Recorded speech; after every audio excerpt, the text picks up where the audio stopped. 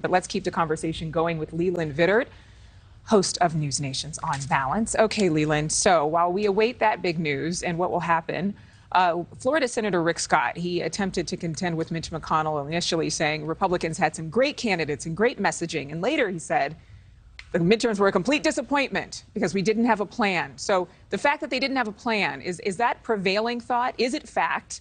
Or is there something else going on?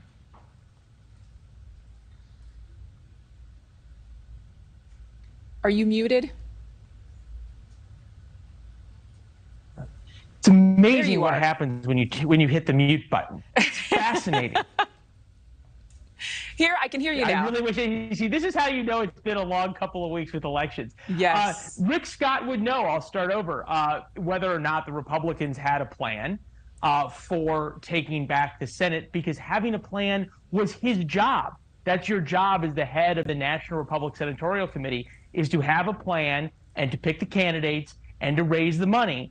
And Rick Scott then came into the Senate leadership, the Republican Senate leadership elections yesterday, and tried to challenge Mitch McConnell. Any fair-minded person would say that Mitch McConnell was the one who saved a couple of the Senate seats just because of how much money he has in his Senate leadership PAC that he was able to pour into Republican races. But suffice it to say that McConnell is the undisputed heavyweight king of sort of inter-party politics within the Republican Party. Rick Scott only got 10 votes. And I think to sort of put a button on this, Rick Scott really hoped that this election and him leading the Senate committee and getting 55 or 56 senators would cement sort of his presidential ambitions. That appears to have not exactly worked out very well. Well, the GOP was called out for extremism, though Democrats could be called out for the same. In Arizona, Kansas, Pennsylvania, Democrats did make some major gains in offices. But was the biggest failure Republicans having too many out-of-the-box candidates or just not being in touch with voters?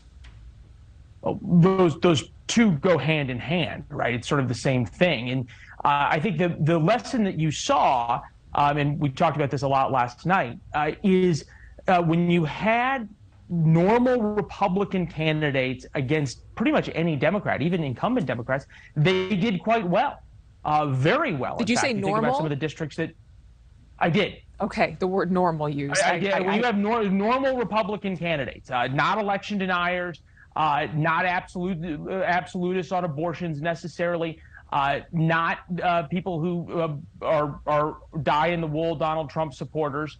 They did quite well. I mean, we can go through the states.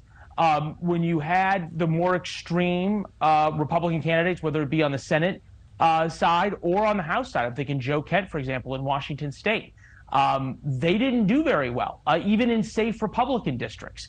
So it's clear that there was a group of Republican candidates who were, to use your words, extreme and out of touch with voters. I have one more question for you. I think I have time for one more question.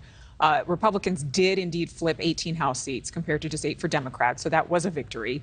But what do Democrats need to do to hold on to the power they have now and the presidency in 2024? The Senate map in 2024 looks a lot different. And obviously the White House right now, who knows? You have a highly unpopular president in Joe Biden. The lessons to take from this are probably the biggest question, right? Because you can kind of write any script you want out of this election. That's what happens when there's big surprises.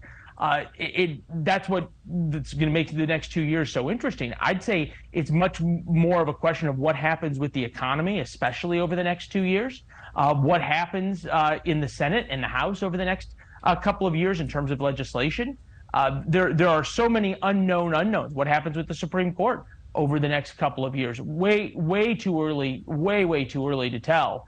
But certainly Democrats feel emboldened, and they feel as though their ability to take on either Trump or a Trump-like candidate or anybody they can tie to Trump is their best shot.